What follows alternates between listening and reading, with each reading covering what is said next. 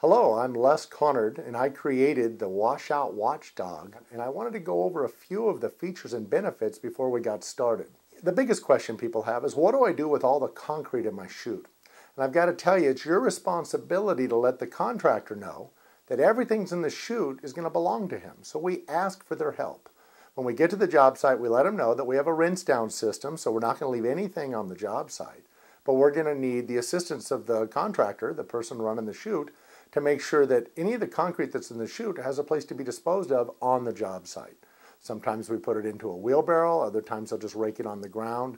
The concrete isn't the problem, it's when we start rinsing it down with the water that they're having the issue. So it's really the water in the rinse down process that we have the largest problem with. I like to just ask for the contractor's help in making sure that I can keep his job site as carefree and water-free as possible. It's very lightweight. It only weighs 95 pounds to be put on the truck, but the bucket itself is only 12 pounds. It has 3 handles for you to grab. There's a top handle on the bottom when it comes time to dump. It's easy to handle, maintain, and keep clean. It'll last you for years and years if you take care of it with the simple process of just washing the concrete out each time. It has all the features that you need as a driver using it to make sure that nothing hits the ground. It has a shield on the back, so once it's on the chute, everything hits the back and drops in. There's a screen inside that goes all the way to the top, so if you filled the bucket full of concrete, which you should never do, it would still drain, so you're not going to be left with a bunch of water on top and concrete on the bottom. It's easy to wash our chutes with.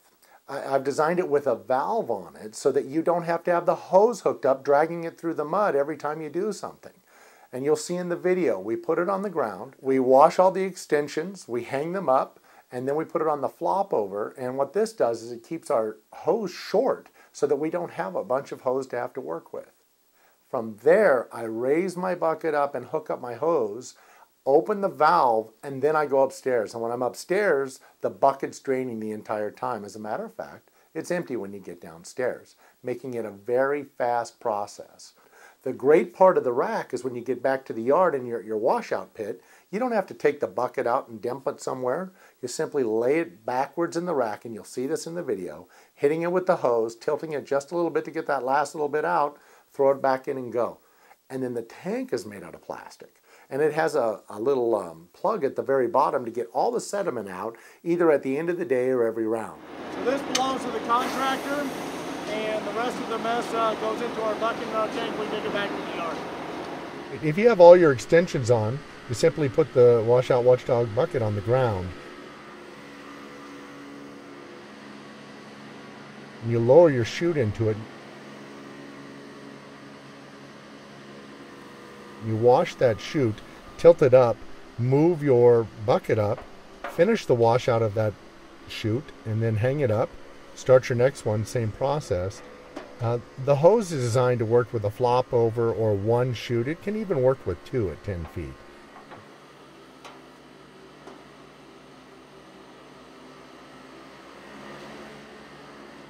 It's much easier if you're just working with your flop over like now.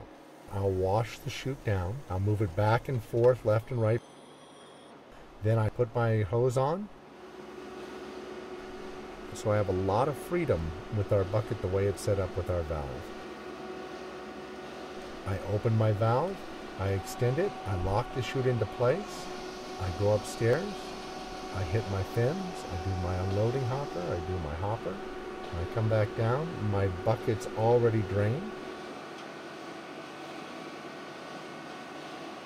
I give it a quick tilt, and I'm good to go. It really doesn't take any extra time to use this washout system than if you were washing in a pit or a bin. The difference is you don't have to drive and find one of those pits or bins. Where you put your hose is really up to your company's policy.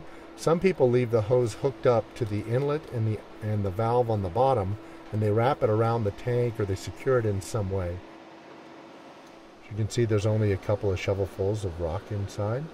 The aggregate's fairly clean. You can leave this on a job site if there's a pile of dirt. Grabbing the top and bottom, just dump it all out.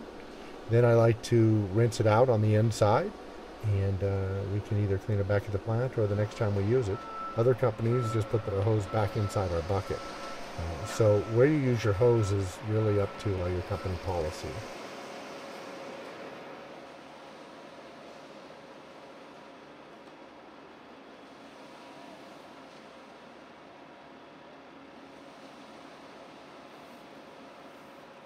Back at the plant, it's really easy to use.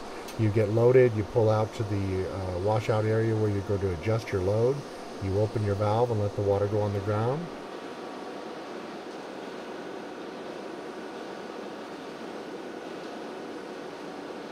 By the time your load's set and you come back down, the tank's empty. If there's a place to dump it, I dump the aggregate on the ground. I hit it with a hose real quick, get all the concrete back in the bottom. Put the bucket back in the rack. You can keep your bucket very clean with just a little bit of maintenance. You undo the plug on the bottom. Open your lid.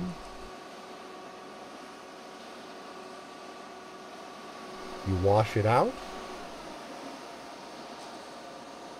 And you put the plug back on.